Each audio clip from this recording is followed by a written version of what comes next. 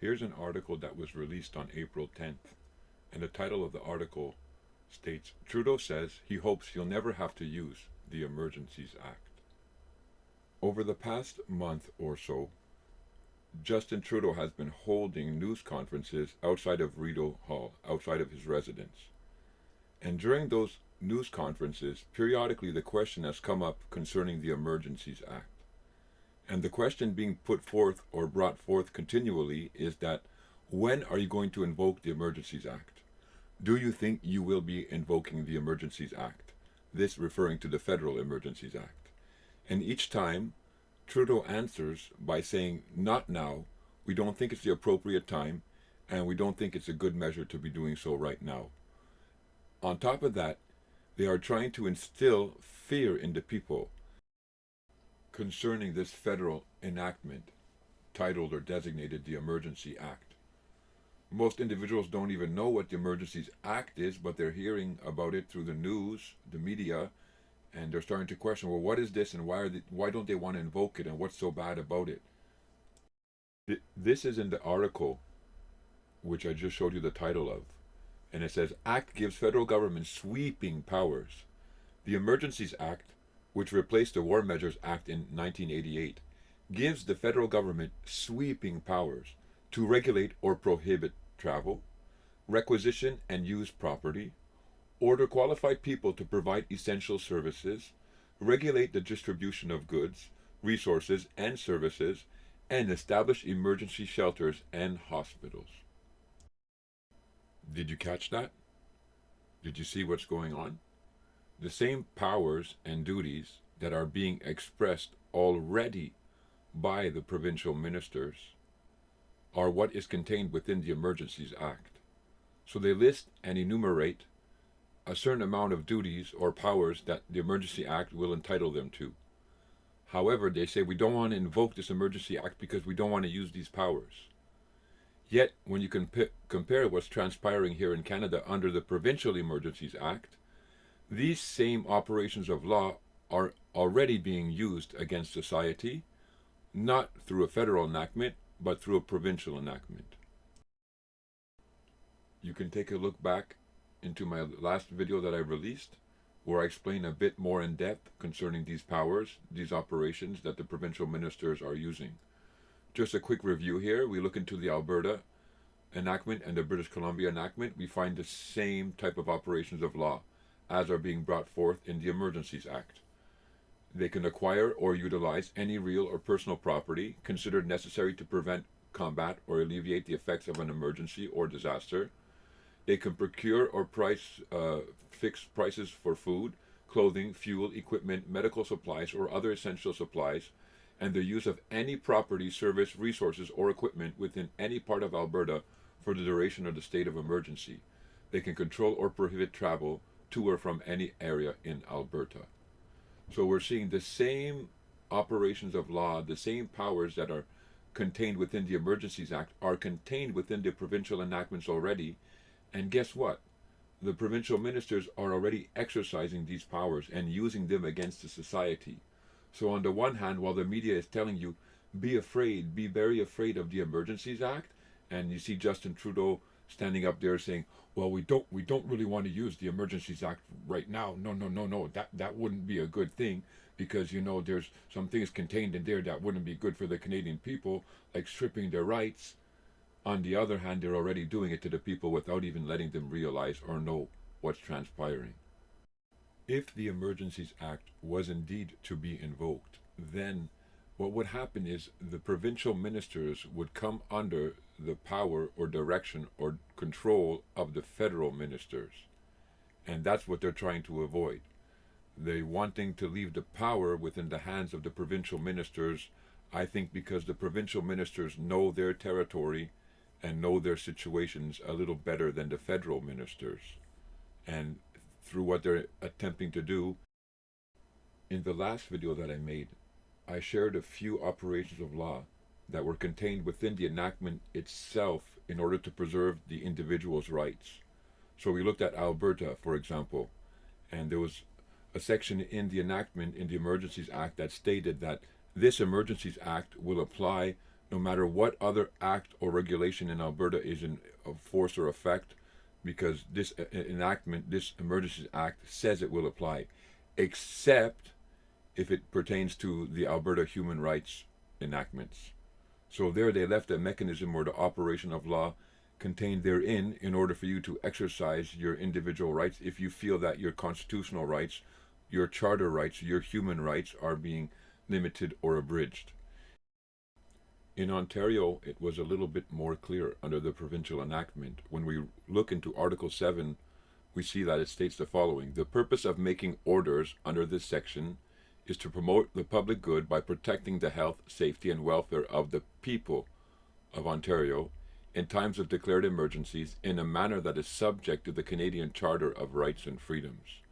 So they make a general statement within the enactment that says that what we're doing here is going to be subject to the Canadian Charter of Rights and Freedoms, but the player and the subject they bring up is the health, safety, and welfare of the people and the public. But if you understand what the Canadian Charter of Rights and Freedoms is, what type of document it is, and who it protects, this also includes the individual.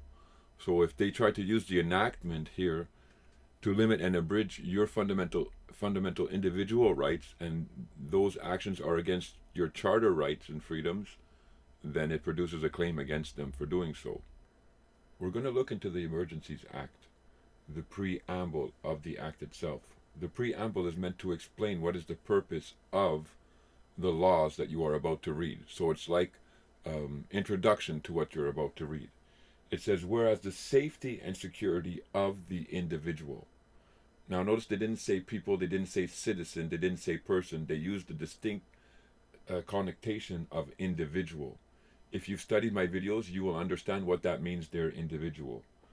Secondly, the protection of the values of the body politic. So the body politic includes all that is within the politics, meaning what? The one who takes the vote, the one who lives as a citizen, the one involved in the body politic, that is included therein.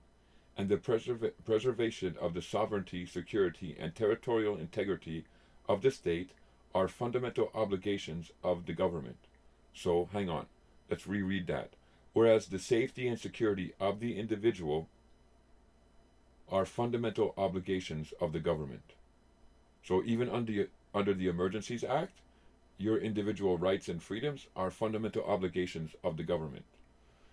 And whereas the fulfillment of those obligations in Canada may be seriously threatened by a national emergency, which is what we are going through right now, and in order to ensure safety and security during such an emergency, the Governor in Council should be authorized, subject to the supervision of Parliament, to take special temporary measures that may not be appropriate in normal times.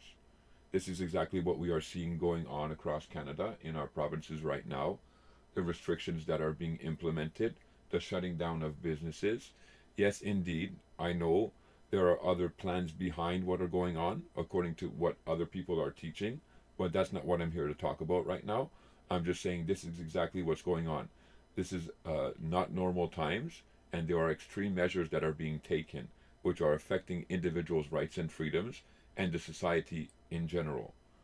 As we continue on, it says, and whereas the Governor and Council, in taking such special temporary measures, would be subject to the Canadian Charter of Rights and Freedoms and the Canadian Bill of Rights, and must have regard to the International Covenant on Civil and Political Rights, particularly with respect to those fundamental rights that are not to be limited or abridged, even in a national emergency.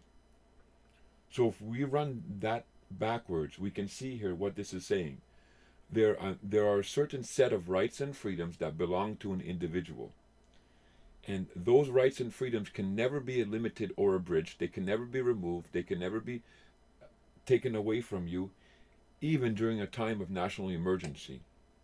So when the Governor and Council, under the Emergencies Act, would begin to pass laws, regulations, in order to deal with this coronavirus and in order to deal with the pandemic that they say is going across the land, he or she is still under obligation to respect your individual fundamental rights and freedoms.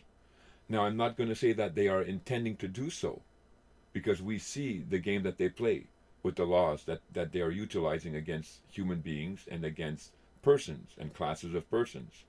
But the obligation is contained within their own authority, within their own statute that says that, listen, if you're going to make rules, if you're going to make regulations, if you're going to invoke temporary measures in a special time of need, you have to make sure that these measures that you are invoking do not limit and abridge the fundamental rights of a human being that are born with these rights, that have the capacity to express these rights.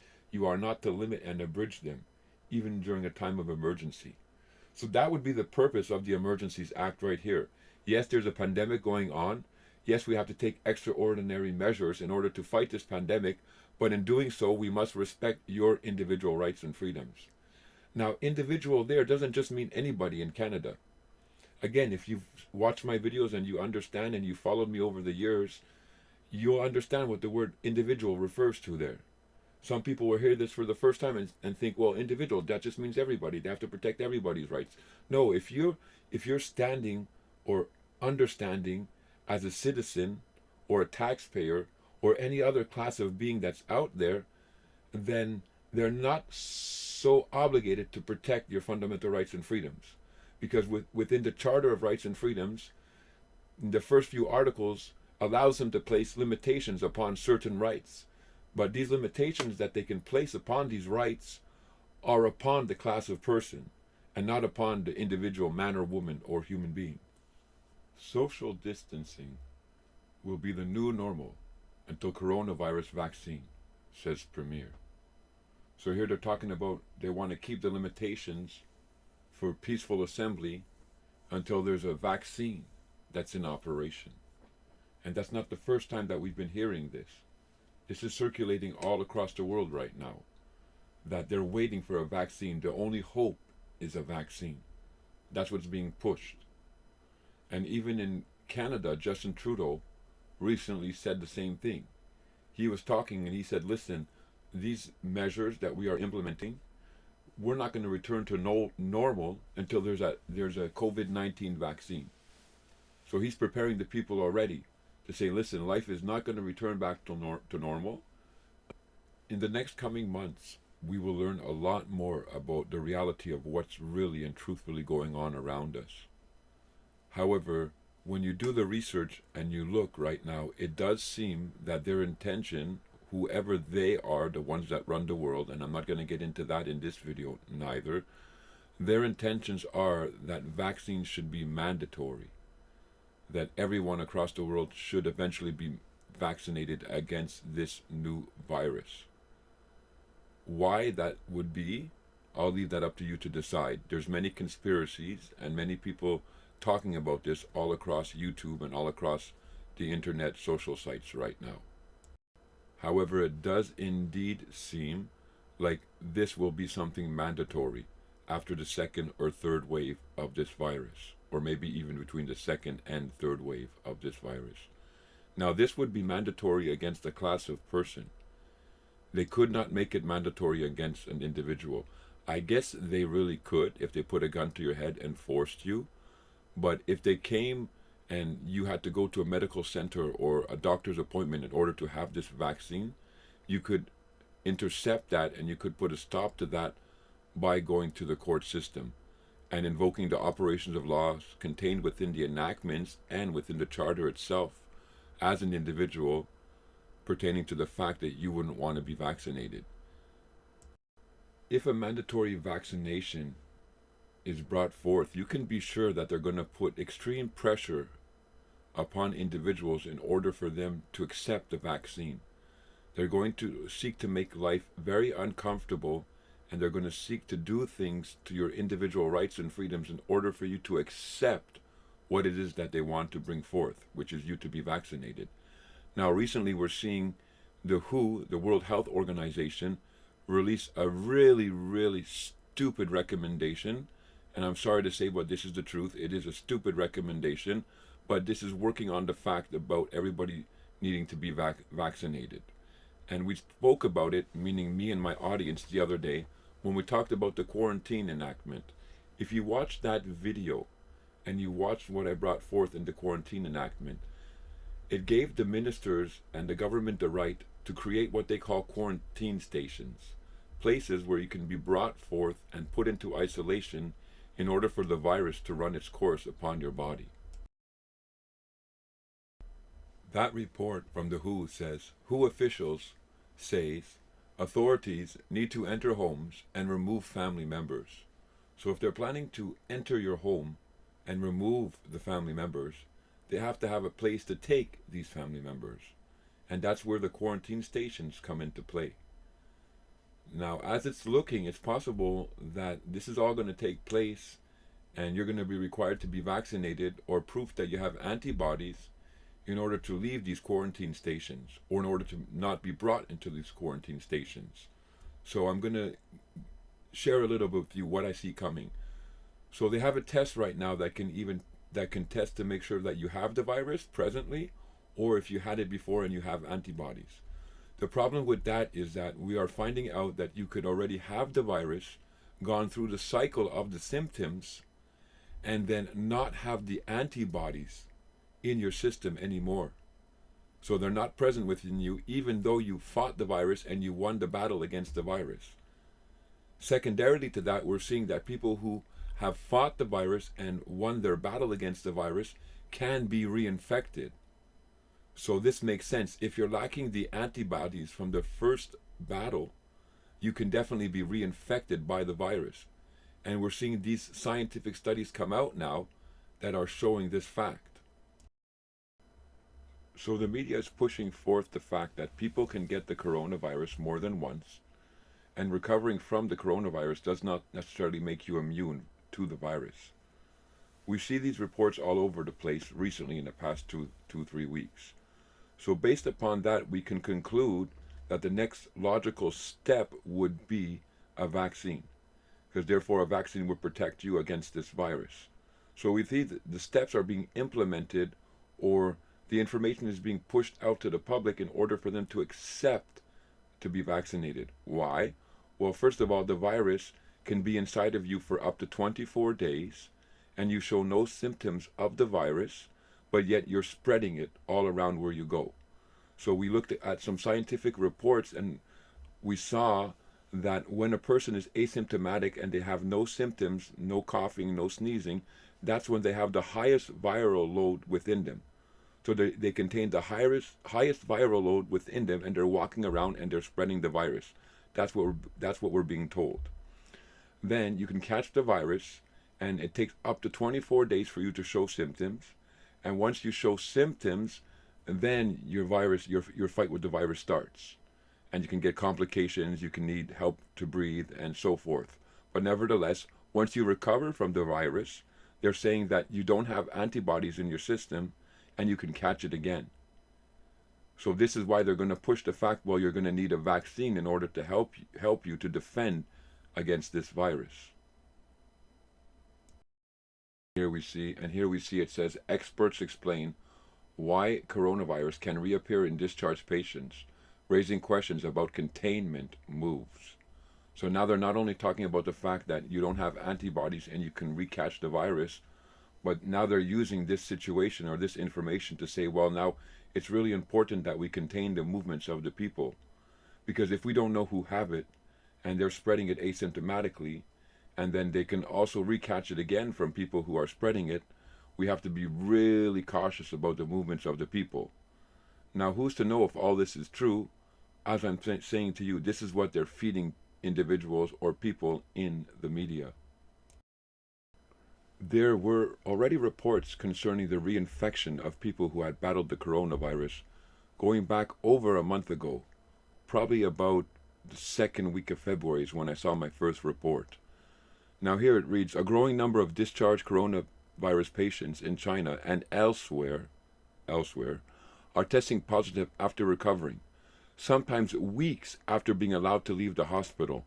Now that's very interesting, because in order for them to be allowed to leave the hospital at this point in time here, they had to be virus-free, meaning from a scientific or a biological test, and they had to make sure that there was no more virus within these individuals. So they're leaving the hospital with no more virus contained within them, but yet weeks after, they're picking up the virus again, and they're getting sick. Now, what this report doesn't tell you is if you dig a little bit deeper, you're going to see that these people that are getting sick, what's actually happening to them is that their heart is stopping. Their heart is exploding from what's transpiring to them. On Wednesday, February 26th, the Okasa prefectural government in Japan said a woman working as a tour bus guide had tested positive for the coronavirus for a second time. So the woman had it, she got over it, and then she captured it again for a second time. Now, I can't go out there and verify this story and trace down all the evidence and see if it's real or not. Neither can my listeners. But this is the stories that are being portrayed to us. These are the stories that are being brought forth to us. And based upon that, we can link them together and see where the story is leading, what is being said. So if you're catching the virus 2 or 3 times, you're not creating antibodies. You can be an asymptomatic spreader of the virus. Then, reason being, they would say a vaccine is necessary. It's a must in order to stop this.